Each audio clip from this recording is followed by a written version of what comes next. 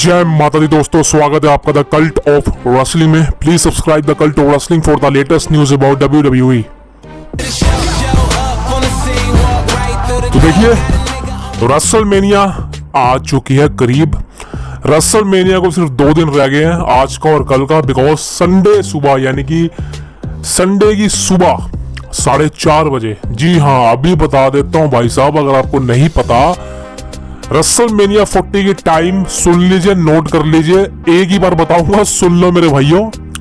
WrestleMania का night 1 होने वाला है अप्रैल 7 को सुबह 4:30 बजे। जी हाँ, 4:30 बजे आपको लाइव सोनी 10-1 पर, सोनी 10-1 HD पर, 10-2, 10-3, ये जितने भी चैनल होते हैं यहाँ पर देखने को मिल जाएगा। सबसे बड़ी बात बता दूं, जियो टीवी के थ्रू मत देखना, बिकॉज अगर आप जियो टीवी के थ्रू देखोगे सोनी 10-1 को, वहां पर लाइव कुछ नहीं आएगा, रेसलमेनिया लाइव नहीं आएगी। बिकॉज मैं आपको बता दूं, जियो की और सोनी लिव की आपस में एक तरह से देखा जाए तो पार्टनरशिप हो रखी है। जियो टीवी सोनी लिव के जितने भी प्राइम क्या कहते हैं ना, पैसों वाली चीजें हैं, जो प्राइम चीजें हैं, जो पेड चीजें हैं, वो फ्री नहीं दिखा सकता है, जैसे कि WWE कंपनी के तमाम शोज। बिकॉज आपको पता होगा, सोनी लिव WWE कंपनी के तमाम शोज अपने चैनल पर, अपने प्लेटफॉर्म पर दिखाता है, जिसकी सब्सक्रिप्शन लेनी पड़ती है 1 साल की, जो कि सिर्फ 300 रुपए है, कोई ज्यादा नहीं है, आप अफोर्ड कर सकते हैं। लेकिन दोस्तों, अगर आप नहीं चाहते अफोर्ड करना है, तो मैं आपको कल, जी हाँ कल की वीडियो में आपको बताने वाला हूँ कैसे आपको फ्री देखना है रेसलमेनिया, कैसे क्या करना है, उसके बारे में कल बात करूंगा। लेकिन अगर आज आपके पास साधन है, टीवी पर आप देखते हो, आपके पास DTH लगी है, कुछ भी लगा है, वहां पर सोनी के जितने भी चैनल्स हैं 10-1, 10-2, 10-3, वहां पर आपको बिल्कुल फ्री में सुबह 4:30 बजे अप्रैल 7 को, यानी कि संडे की सुबह 4:30 बजे टीवी ऑन कर लेना, रेसलमेनिया 40 नाइट 1 के नज़ारे मजे लेना। और नाइट 2 आएगी अगले दिन सेम, यानी कि संडे की रात को, यानी कि मंडे की सुबह 4:30 बजे नाइट 2 आएगी, सेम गोज टू सेम, समझ सकते हो। तो दोनों नाइट आएगी, सुबह संडे को और सुबह मंडे को। अब जितने लोगों के पास मेंबरशिप सोनी लिव या टीवी पर आप देख सकते हो, लेकिन जो हमारे भाई हैं जिनके पास ना मतलब वो टीवी में रिचार्ज है, ना जियो टीवी पे, तो देख नहीं सकते हो आप, ठीक है ना कोई साधन रेसलमेनिया को लाइव देखने का। तो बस आपको करना क्या है, आपको कुछ नहीं करना, कल की वीडियो में मैं आपको बता दूंगा, चीजें जानकारी दे दूंगा।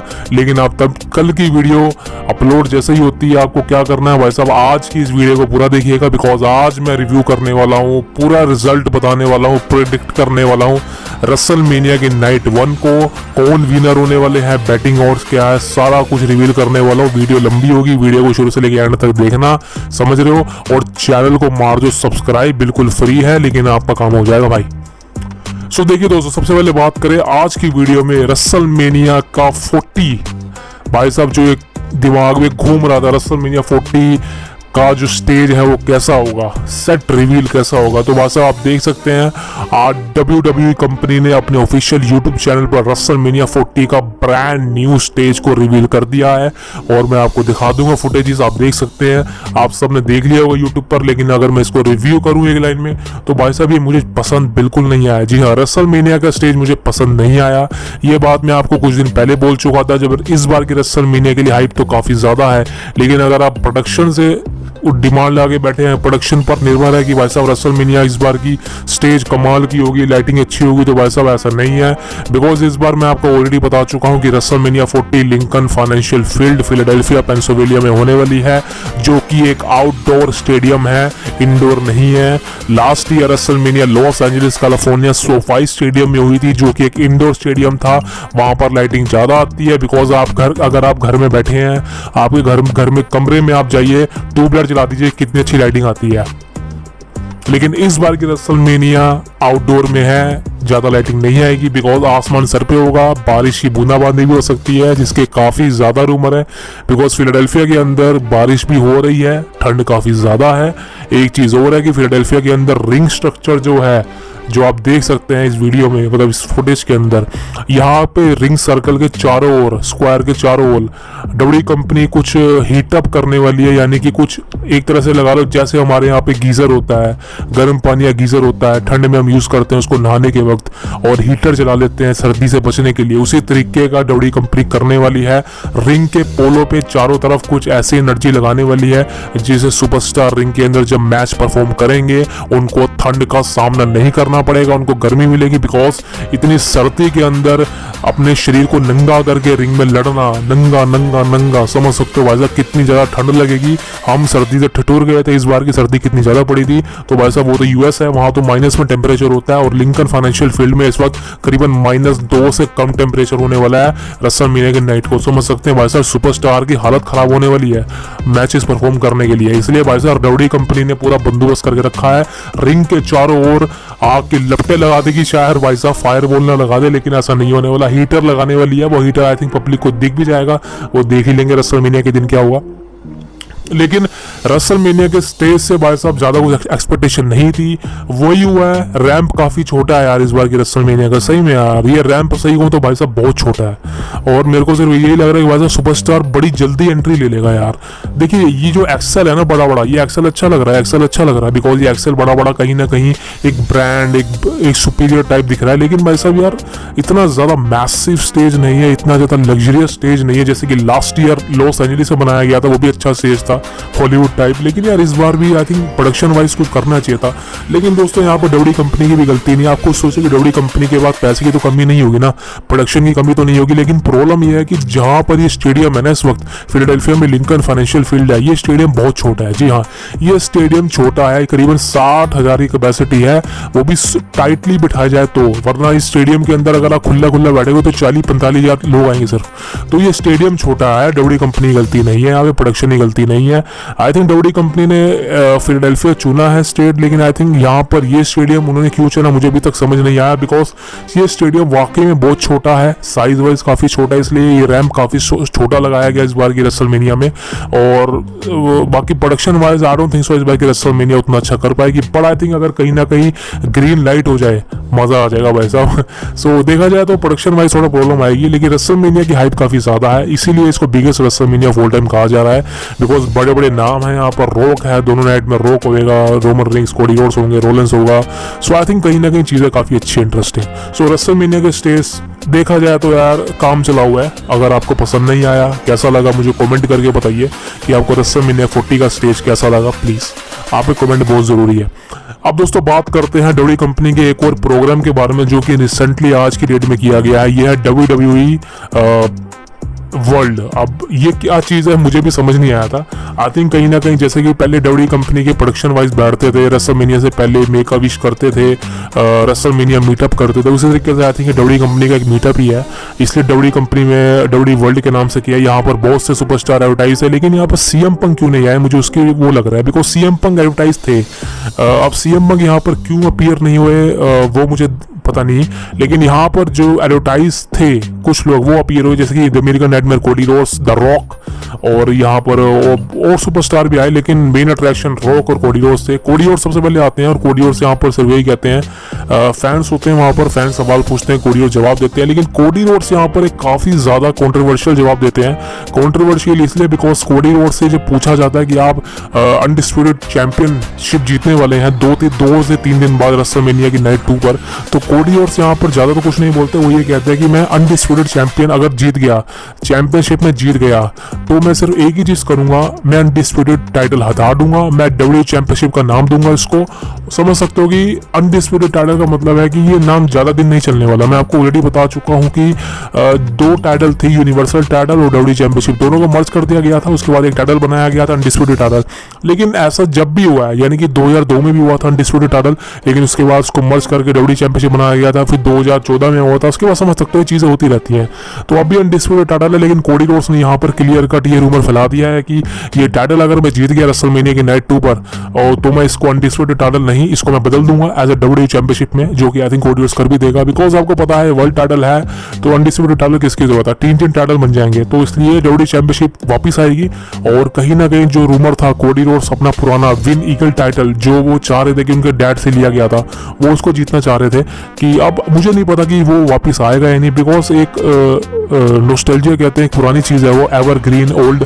अब डब्ल्यू कंपनी उसको एग्री करेगी विन गोल्ड ईगल टाइटल को, अब मुझे नहीं पता, लेकिन हाँ एक चीज़ कंफर्म है कि अभी के हिसाब से अनडिस्प्यूटेड टाइटल जो है वो नाम हट जाएगा और डब्ल्यू चैंपियनशिप नाम हो जाएगा, और डब्ल्यू चैंपियनशिप वही चैंपियनशिप रहेगी जो इस वक्त रोमन इसके पास है एज अ गोल्ड टाइटल।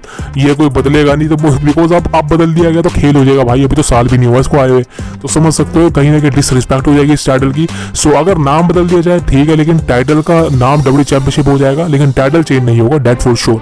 और यहाँ पर कोडी और ज़्यादा बात तो नहीं करते, बस यही करते हैं कि रेसलमेनिया का वेट कीजिए, बिकॉज यहाँ पर मैं बहुत बड़ा काम करने वाला हूँ, बिकॉज दोनों नाइट को मेन इवेंट करने वाला हूँ एंड मैं बहुत खुश हूँ इस चीज़ से। तो यहाँ पर कोडी और क्लियर कट बोलते हैं दैट फॉर श्योर। उसके बाद दोस्तों फैंस काफ़ी एंग्री थे बिकॉज यहाँ पर रॉक की एंट्री हुई और रॉक यहाँ पर 2 घंटा लेट आए, और फैंस काफ़ी एंग्री थे बिकॉज रॉक की जो एंट्री थी 2 घंटे पहले होनी थी, लेकिन रॉक आए 2 घंटे लेट, फैंस को काफ़ी इंतजार करवा दिया गया। वहाँ आपको पता ठंड बहुत थी, फैंस काफ़ी रूडली थे, और यहाँ पर तो भाई साहब एक फैन काफ़ी रूडली बात कर रहा था रॉक से कि भाई साहब तुमने इतना टाइम लगा दिया, हम बेले थोड़ी ना, यहाँ पर क्लियर कट रॉक की धज्जियाँ उड़ा दी। लेकिन end of the day rock ने यहाँ पर उस फैंस को कोई गलत चीज़ नहीं बोली, अपना हील कैरेक्टर नहीं दिखाया, सिंपल बोला आई एम सॉरी, मैं मैच देखने चला गया था। तो रॉक ने यहाँ पर क्लियर कट रोस्ट कर दिया उस फैन को भाई साहब कि मैं और भी इंपॉर्टेंट काम करने चला गया था, कि मैं यहाँ पर 2 घंटे पहले आ जाता, इसलिए मैं 2 घंटे यहाँ पर लेट हो गया हूँ, मैं कोई और काम करने चला गया था, दैट फॉर श्योर। फैंस की बोलती बंद कर देता रॉक भाई साहब, लेकिन उसके बाद माइकल कोल को पकड़ लेता रॉक, और माइकल कोल और रॉक के बीच में सेगमेंट होती है कि 25 साल पहले जो तूने मुझे मारा था। तो देखा जाए तो यार दोनों में सही चीज़ बात हुई, रॉक अपीयर होते हैं लेकिन ज़्यादा कोई ज़्यादा खास होता नहीं है। रॉक यहाँ पर क्लियर कट फैंस को इतना लंबा इंतजार से इसीलिए करवा रहा था बिकॉज फैंस ज़्यादा हिट करना शुरू कर दे रॉक को, बिकॉज आपको पता है रेसलमेनिया आने वाली है और जितनी ज़्यादा हिट रॉक अचीव कर लेगा अपने लिए तो उतना अच्छा है, बिकॉज रेसलमेनिया के लिए उतनी ज़्यादा हाइप क्रिएट हो जाएगी, फैंस उतने ज़्यादा एंग्री होंगे रॉक को हारते हुए देखने के लिए। सो ये काफ़ी ज़्यादा इंटरेस्टिंग बात है। तो यहाँ पर डब्ल्यू कंपनी का वर्ल्ड खत्म करूंगा बिकॉज ज़्यादा कुछ एक्सपेक्टेशन तो नहीं थी मेरे को इस इवेंट से, लेकिन हाँ देखा जाए तो सही था भाई साहब। अब दोस्तों बात करते हैं हमारे मेन सेगमेंट की, यानी कि जिसके लिए आज हमने वीडियो बनाई है, यानी कि रेसलमेनिया नाइट 1 की प्रिडिक्शन। जी हाँ, रेसलमेनिया नाइट 1 की प्रिडिक्शन आपके लिए लेके आया हूँ आज की वीडियो में, बिकॉज रेसलमेनिया को 2 दिन रह गए। आज रेसलमेनिया की नाइट 1 की प्रिडिक्शन कर दूंगा, कल नाइट 2 की कर दूंगा, लेकिन आज के हिसाब से भाई साहब रेसलमेनिया की नाइट 1 की प्रिडिक्शन है। आप सुन लीजिए, कमाल के मैचेस हैं, कौन कौन से मैचेस है ऑलरेडी बता चुका हूँ, लेकिन आज आप सुन लीजिए कौन कौन से मैचेस होने वाले नाइट 1 में और कौन कौन जीतने वाला है और बैटिंग आवर्स किसके साथ है किसके खिलाफ है, सब बात करने वाला हूँ।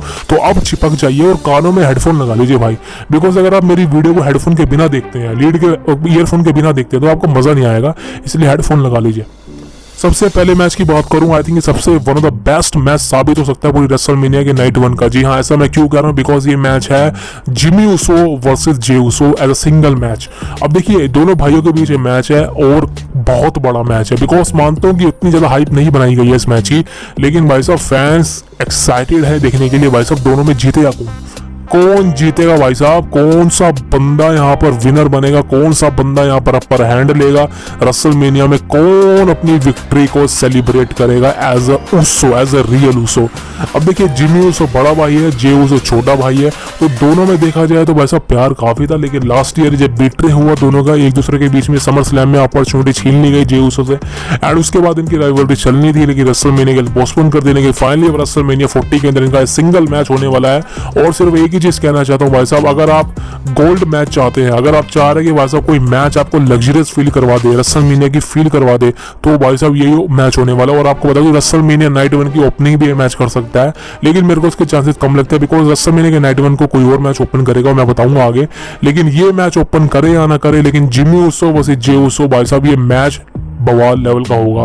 इतने तगड़े लेवल का ये मैच बनाया जाएगा ना, मैं आपको बता नहीं सकता। और इस मैच से मेरी काफी ज्यादा एक्सपेक्टेशन है बिकॉज आई थिंक मैं इस मैच से कुछ ज्यादा ही एक्सपेक्ट कर रहा हूँ। मैं इस मैच से चाह रहा हूँ कि भाई साहब one of the best match साबित हो, लेकिन अगर ये मैच एकदम घटिया निकले तो भाई साहब रेसलमेनिया में मैं इस मैच की उड़ा के लेके जाऊंगा, सही कह रहा हूँ। लेकिन एंड ऑफ द डे इस मैच की बात करें भाई साहब बहुत कमाल का मैच होगा और दोनों सुपरस्टार एक दूसरे पर टूट पड़ेंगे, दोनों भाई एक दूसरे पर टूट पड़ेंगे। अगर फिनिशर की बात आई दोनों की फिनिशर सेम है, सुपर किक पे स्टॉम्प मारते हैं, रिंग के ऊपर कूदाकादी करते हैं, तो दोनों की कमाल की चीज़ें हैं। लेकिन सबसे बढ़िया चीज़ होती कि अगर डब्ल्यूडब्ल्यूई कंपनी इस मैच को नो डिस्क्वालिफिकेशन या नो होल्ड बार्ड मैच बना देती भाई साहब, उसका मजा ही अलग होता, बिकॉज चेयर पे चेयर, टेबल, लैडर सब पड़ते ना, उसका मजा ही अलग हो जाता। लेकिन चलो ये सिंगल मैच है, यहाँ पे वेपन्स तो अलाउड नहीं है, नो डिस्क्वालिफिकेशन तो नहीं है, डिस्क्वालिफिकेशन है। लेकिन देखा जाए इस मैच काफी इंटरेस्टिंग होगा, दोनों भाई पूरी जीजा लगा देंगे, बिकॉज लास्ट ईयर भी इन्होंने जिस तरह से मेन इवेंट मैच परफॉर्म किया है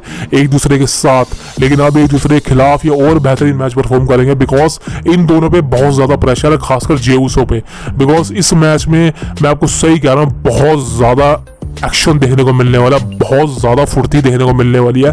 और माय ओपिनियन ये मैच आपको करीबन, आप मेरी मानो तो ये मैच आपको 40 से 50 मिनट तक देखने को मिल सकता है। जी हाँ, ये मैच लंबा हो सकता है, और आई थिंक पूरी रेसलमेनिया का एक लौता मैच हो सकता है जो ये लंबा होगा, बिकॉज आई थिंक कहीं ना कहीं ये मैच 50 मिनट तक जा सकता है, जो कि जाए भी कोई बोर नहीं होगा। लेकिन अगर देखा जाए मैच बोर नहीं करेगा, बिकॉज दोनों भाई हैं, और दोनों भाई को जब लड़ता हो वो देखता है ना, बहुत मजा आता है।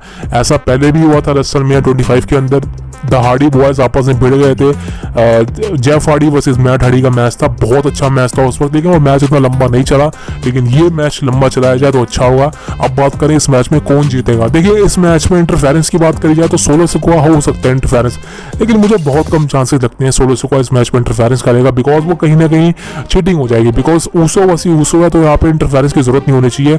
लेकिन क्या कह सकते हैं भाई साहब, हील कैरेक्टर है, जिमी ऊसो कुछ भी कर सकता है।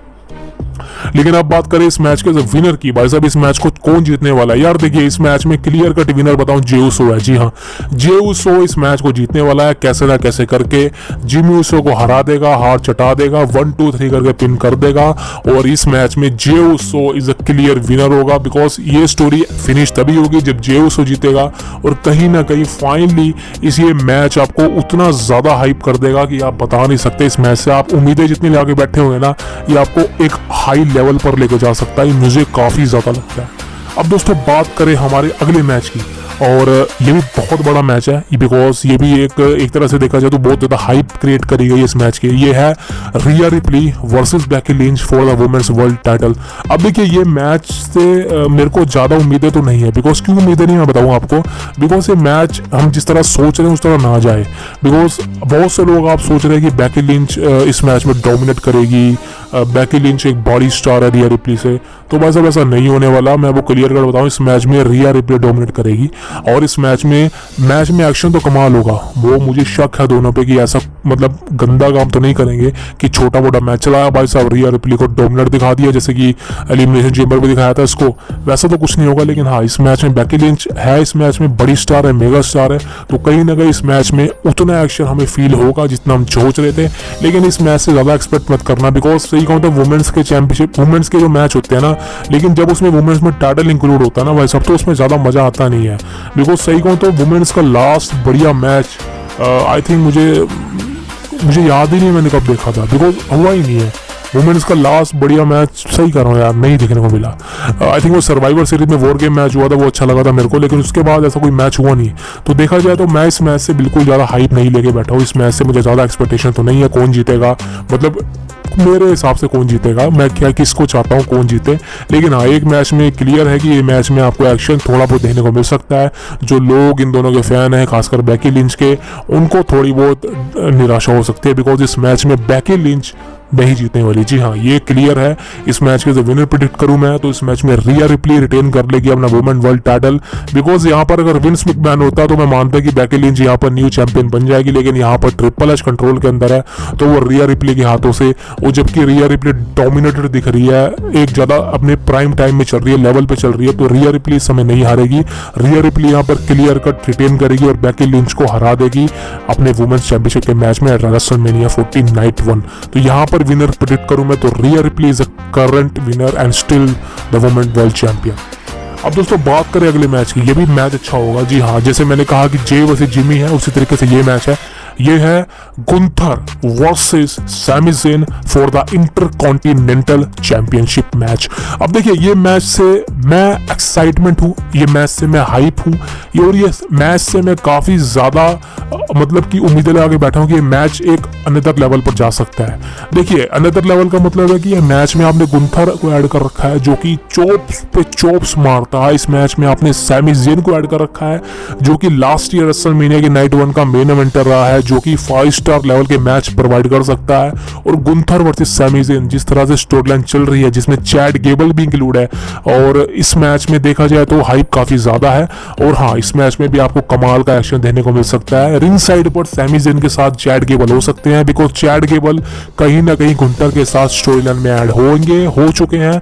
और जिस तरह से सैमी ज़ेन के साथ चैड गेबल प्रैक्टिस कर रहे थे, उसी तरीके से लगता है कि चैड गेबल यहाँ पे सैमी ज़ेन के कॉर्नर पर खड़े हो सकते हैं जब उनका मैच होगा अगेंस्ट गुंथर। और मैच के एक्शन की बात करें तो बवाल लेवल का एक्शन होगा, बिकॉज गुंथर कमाल का रेसलमेनिया मैच प्रोवाइड करता है। लास्ट ईयर हमने देखा है नाइट 2 में आईसी चैंपियनशिप का, और इस बार भी ऐसा ही होगा जो बल्कि एक सिंगल मैच है। तो यहाँ पे देखा जाए तो सैमी ज़ेन की तरफ से काफी ज्यादा किक आउट देखने को मिलेंगे, गुंथर की तरफ से देखने को मिलेंगे। हो सकता है यहाँ पे चैड गेबल सैमी ज़ेन को धोखा दे जाए, लेकिन ऐसा नहीं होगा, बिकॉज आगे जाके चैड गेबल और गुंथर के अगेंस्ट मैच लड़ना है, तो ऐसा नहीं होने वाला। हील टर्न ऐसा कुछ नहीं होगा। लेकिन हाँ, एक चीज हो सकती है कि यहाँ पर गुंथर बहुत बुरी तरीके से चैड गेबल उसको सैमी ज़ेन को मारे, लेकिन उसके बाद सैमी ज़ेन भी टर्न करेगा। लेकिन एंड ऑफ द डे इस मैच का रिजल्ट अगर मैं आपको बताऊं कौन इस मैच में अपने टाइटल को रिटेन करेगा या कौन न्यू चैंपियन बनेगा, तो भाई साहब क्लियर कट बोल रहा हूँ, यहाँ पर गुंथर टाइटल को रिटेन कर लेगा। गुंथर के रेसलमेनिया 40 में टाइटल हारने के कोई चांसेस नहीं है। हाँ, अगर सैमी ज़ेन की अगेंस्ट चैड गेबल होता, अगर सैमी ज़ेन के अलावा चैड गेबल इस मैच में होता गुंथर के अगेंस्ट, तो मैं मान सकता था यहाँ पे चैड गेबल न्यू चैंपियन बन जाएगा, वो गुंथर को हरा देगा रेसलमेनिया में। लेकिन यहाँ पे सैमी ज़ेन है, और सैमी ज़ेन मुझे नहीं लगता कि गुंथर को हराएगा। वो डिजर्विंग है गुंथर को हराने के लिए, नहीं चैड गेबल डिजर्विंग है। वो आई थिंक समर स्लैम में होगा इनका मैच, लेकिन अभी के हिसाब से सैमी ज़ेन वर्सेस गुंथर के मैच में सैमी ज़ेन को हार का सामना करना पड़ेगा। गुंथर अपना टाइटल सक्सेसफुली रिटेन कर लेगा against Sami Zayn and still the intercontinental champion, the ring general the Gunther, and Gunther इस मैच में विनर है। That is my prediction. अब दोस्तों बात करें अगले मैच के बारे में। दोस्तों ये भी अच्छा मैच हो सकता है, बिकॉज सही को तो नाइट 1 में बहुत अच्छे मैच जाने इस बार रेसलमेनिया में, और ये है एक लैडर मैच। सबसे बड़ी बात है ये 6 टैग टीम मैच है, मतलब समझ लो कि 6 बंदों की टीम है और वो as a ladder match perform करेंगे, यानी कि 12 बंदे एक साथ इस मैच में भाई साहब compete करेंगे। सोचो कितना बवाल बचेगा। और जैसे मैंने कहा कि रेसलमेनिया के बेस्ट मैचेस है भाई साहब, ये भी रेसलमेनिया के नाइट 1 का बेस्ट मैच साबित हो सकता है, बिकॉज अगर किसी मैच के अंदर मल्टी सुपरस्टार ऐड हो जाए, मल्टी रेसलर्स ऐड हो जाए, तो भाई साहब क्लियर कट है फैंस उसकी तरफ ज्यादा आकर्षित होते हैं, एक्साइटेड होते हैं, उस मैच के लिए ज्यादा हाइप होती है। और इस मैच में भी वैसा ही है। यहाँ पे फिन बैलर और डैमिन प्रीस्ट अपना undisputed tag team title defend करेंगे against all of team, and समझ सकते हो कि लैडर मैच है। एक्शन तो कमाल देखने को मिल सकता है, लेकिन सबसे बड़ी प्रॉब्लम है कि भाई साहब इस मैच में आपको इंजरी भी देखने को मिल सकती है, किसी ना किसी सुपरस्टार की, किसी रेसलर की, या किसी समझ सकते हो कि स्टार की। तो सबसे मेन अट्रैक्शन इस मैच से यही बताई जा रही है, और सबसे बड़ा सरप्राइज जो इस मैच से आपको मिल सकता है वो आपको याद दिला देगा रेसलमेनिया 33 की। जी हाँ, ऑरलैंडो फ्लोरिडा के अंदर द ग्रेटेस्ट रेसलमेनिया स्टेज, वो लंबा स्टेज, और वहाँ पर रेसलमेनिया 33 में आपको एक सरप्राइज रिटर्न देखने को मिला था द हार्डी बॉयज का। ऐसा इस बार भी होगा दोस्तों। देखिए अभी अगर मैं आपको बताऊं रेसलमेनिया की नाइट 1 के लिए सरप्राइजेस बुक हैं। जी हाँ, जिस तरह से आपको रेसलमेनिया में सरप्राइज देखने को मिलते हैं नाइट 1 नाइट 2 में 2 साल से देखने को मिल रहे हैं, लास्ट इस साल भी देखने को मिलेगा। अब वो सरप्राइज सबसे पहले सबसे बड़ा नाम उसमें यही है कि यहाँ पर जेफ हार्डी और मैट हार्डी अपना डब्ल्यूडब्ल्यूई कंपनी में रिटर्न कर सकते हैं, और इस मैच में बतौर कंटेंडर आ सकते हैं। यानी कि 6 टीम है, लेकिन 6 में से बताया जा रहा है कि कोई 5 टीम होगी और 1 टीम रिप्लेस होगी, यानी कि ऑस्टिन थ्योरी और ग्रेसन वॉलर जो ये टीम है, कहीं ना कहीं बताया जा रहा है कि इनकी दोनों की टीम इस मैच में कम्पीट नहीं कर पाएगी। मुझे नहीं पता किस लिए नहीं कर पाएगी, दोनों फिट हैं, तंदुरुस्त हैं, लड़ सकते हैं मैच। अब मुझे नहीं पता क्यों रिप्लेस करा जाएगा, लेकिन हाँ इस मैच में 1 टीम होगी जो इनकी टीम है जो कि रिप्लेस करी जाएगी। लेकिन फाइनली देखा जाए तो भाई साहब इस मैच से आप काफ़ी ज़्यादा कुछ एक्साइटमेंट रख सकते हो।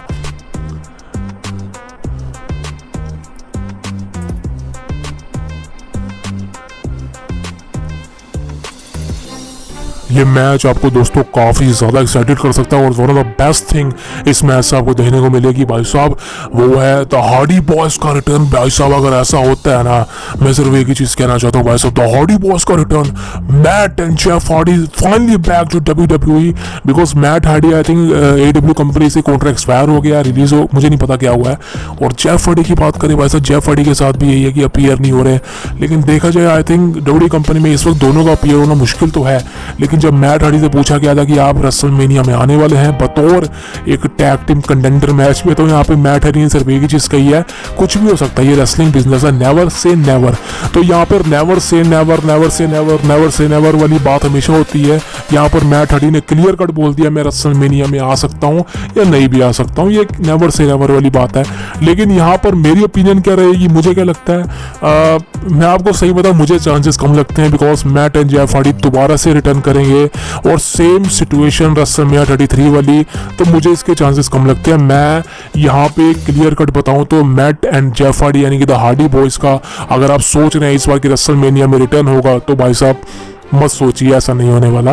और इस मैच में कुछ और सरप्राइज मिल सकता है, द डडली बॉयज़ की टीम आ सकती है, उन्होंने भी कहा था कि हम फिट हैं, हम एक मैच लड़ना चाहते हैं, तो कुछ भी हो सकता है यार इस मैच में। लेकिन हाँ, एक बात कंफर्म है कि Grayson Waller and Austin theory हो सकता है यही टीम हो जो रिप्लेस कर दिया जाए किसी सरप्राइजिंग टीम से। लेकिन अगर मैं बात करूँ इस मैच की एक्शन की, भाई साहब कमाल लेवल का एक्शन होगा, बवाल लेवल का एक्शन होगा, आप आंखें नहीं झपका पाएंगे जिस तरह से मैच को प्रिपेयर करा जाएगा। और हाई फाई मूव, बिकॉज अगर लैडर इंक्लूड है ना, तो सब कुछ भी हो सकता है। और आई थिंक रेसलमेनिया 33 के बाद इतने सालों बाद अब ये मैच हो रहा है जिसमें लैडर इंक्लूड है और सेम कंडीशन है, टैग टीम चैंपियनशिप का मैच है।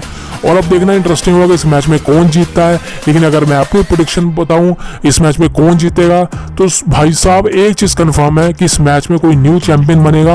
और अगर मैं अपनी प्रेडिक्शन बताऊं वो न्यू चैंपियन कौन होगा, तो भाई साहब वो है ऑसम ट्रुथ। जी हाँ, the Miz and R Truth new champion बन जाएंगे, यानी कि न्यू अनडिस्प्यूटेड चैंपियन बन जाएंगे रेसलमेनिया में। और इस मैच के विनर होंगे R Truth and the Miz, यानी कि Awesome Truth the new champion. And मेरी बैटिंग और सब कुछ मेरा यही रहेगा, my prediction and win this match is Awesome Truth. अब दोस्तों बात करें अगले मैच की, ये भी अच्छा मैच होने वाला, बिकॉज जैसे मैंने कहा कि जिसमें मल्टी पर्सन ऐड होना वो मैच अच्छा हो सकता है। ये है वुमेन्स का मैच, यानी कि वुमेन्स टैग टीम मैच, एक 6 वुमेन्स टैग टीम मैच, यानी कि बियंका ब्लेयर वर्सेस कह रहा हूँ, Bianca Blair, Jade Cargill and Naomi versus damage control. अब देखिए इनके पीछे मैच अच्छा होगा। जी हाँ, बिकॉज अगर जेड कारगिल वापस आ गई है, जेड कारगिल का फर्स्ट डेब्यू मैच है इन WWE, देखा जाए तो यार ये मैच कमाल होगा, बिकॉज एक्शन कमाल होगा, भरपूर होगा। और ये एक नो डिस्क्वालिफिकेशन मैच होगा, बिकॉज यहाँ पर एक समझ लो एक तरह से ट्रिपल ऐड है, तो ये नो डिस्क्वालिफिकेशन मैच होगा। लेकिन भाई साहब जेड कारगिल जो इस मैच में परफॉर्मेंस दिखाएगी कमाल लेवल की होगी यार, कमाल लेवल की होगी। मैं सिर्फ यही कहना चाहता हूँ कि ये जेड कारगिल की जर्नी स्टार्ट करेगा रेसलमेनिया में, और आगे जाके जेड कारगिल जब एक सिंगल मैच परफॉर्म करेगी, मैं तो तब की सोच रहा हूँ भाई साहब, बिकॉज जेड कारगिल को फाइनली ट्रिपल एच ने वैसे बुक करना शुरू कर दिया जो उसकी पर्सनैलिटी है, यानी कि द मेगा स्टार।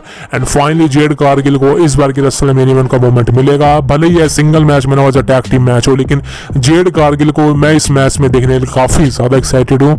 और मैं चाहता हूँ भाई साहब जेड कारगिल मूवमेंट बना दे भाई साहब रेसलमेनिया में इस बार की।